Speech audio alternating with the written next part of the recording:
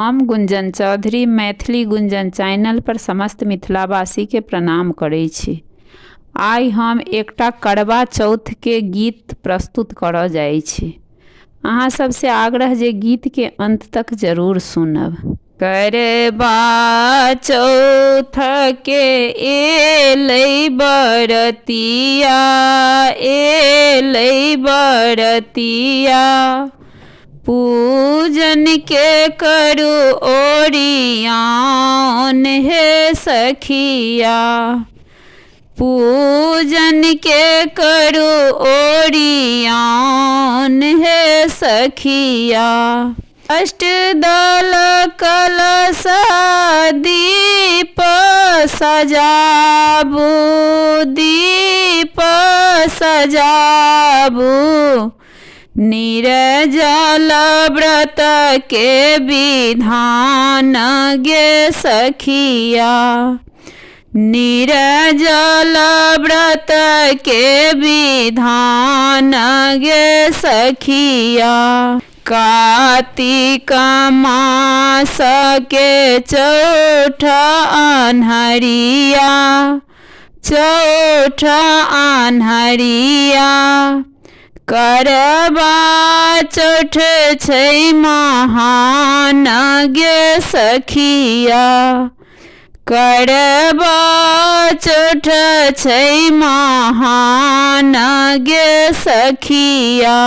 पूजथि सोहागिन गणपति गौरी, गणपति गौरी, मांगथि सिंदूर संग संतान गे सखिया, मांगथि सिंदूर संग संतान गे सखिया। निर्जल व्रत के विधान गे सखिया, निर्जल व्रत के विधान गे सखिया। अंग अंग गहना जेवर सजाएब, अंग अंग गहना जेवर सजाएब, करबै 16 सिंगार गे सखिया, करबै 16 सिंगार गे सखिया। होइते साँझ सखी चाँद के पूजबै, चान के पूजबै सखी, चाँद के पूजबै, करबै कांत का प्यार गे सखिया, करबै कांत के प्यार गे सखिया। निर्जल व्रत के विधान गे सखिया, निर्जल व्रत के विधान गे सखिया। प्राण प्रीतम सो व्रत पुराओल,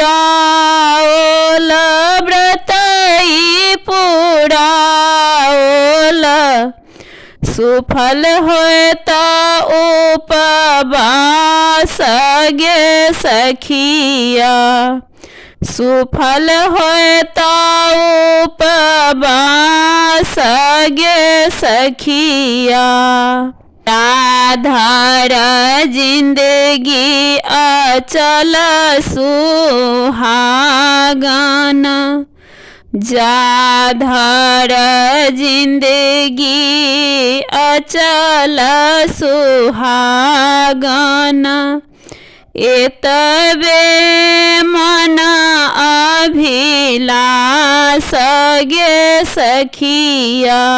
एतबे मन अभिलाष गे सखिया, निर्जल व्रत के विधान गे सखिया, निर्जल व्रत के विधान गे सखिया, निर्जल व्रत के विधान गे सखिया।